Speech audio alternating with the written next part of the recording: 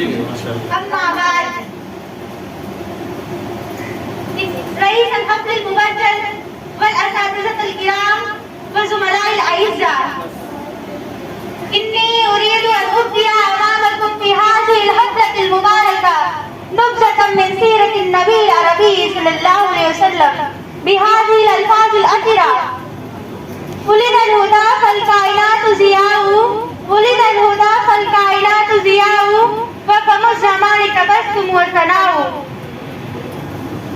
يا أيها المستمعون، إن العرب في القرن السادس المسيحي كانوا في متاهات بعيدة وجهالات عميقة سائدة، وكانت الإنسانية تتيه في بوار الزلالة والزلامة، إنها تزل زلالا بعيدا، وكانت الخمر والقمار مفاخرة لها، وكانت البنات عارا عظيما لها، وكانت الحرب والقتال أكبر شغل لها، وكانت البغضاء والفحشاء أسرا لها. فالكعبة المقدسة التي بناها إبراهيم وإسماعيل مملوءة بالأصنام والأوثان، بل إنها كانت أكبر مركز للوثنية الدنيسة الرذيلة الخسيسة. فكانت الزلامة والجهالة تراكمت وتكدست إلى الحد الذي صوره القرآن، حتى إذا أخرج يده لم يكد يراها.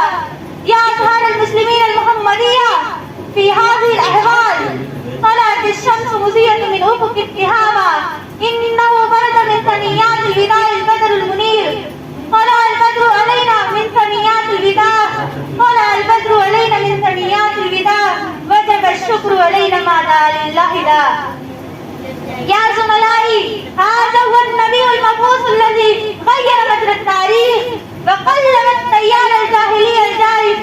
هذا هو اليتيم الذي حول الخريطة الجاهلية من البربرية إلى خريطة الهداية والإرشاد. هذا هو النبي المهتدي الذي هدى البشرية الضالة. هذا هو النور الذي أضاء على البرية كلها. هذا هو النبي العربي الذي علم الإنسان ما لم يعلم. هذا هو الراعي الأمين الذي رأى الأسرة الإنسانية كأسرة واحدة. هذا هو النبي الذي غير أبا بكر. هذا هو النبي الذي قتل ابن الخطاب. هذا الذي حول الكذابين الجائرين. هذا هو الهادي الذي أحدث انقلابا عظيما يتحير من التاريخ الإنساني إلى اليوم. هذا هو الهادي الذي موت في الحياة الإنسانية الجامدة الباردة. هذا هو الهادي الذي ألقى الروح في الأجسام الخامدة الخاوية. هذا هو الهادي الذي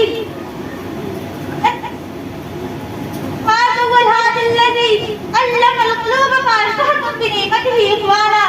يا زملائي، إن رسول الرحمة قد مسى سبيله وقضى أجله المحتوم، لكن تعاليمه البيضاء وشريعته الغراء وأوامره البزاء تبقى وتحيا إلى ما دامت السماوات والأرض.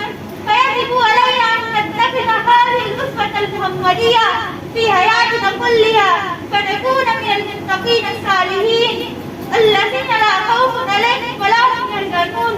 وأختم بهذه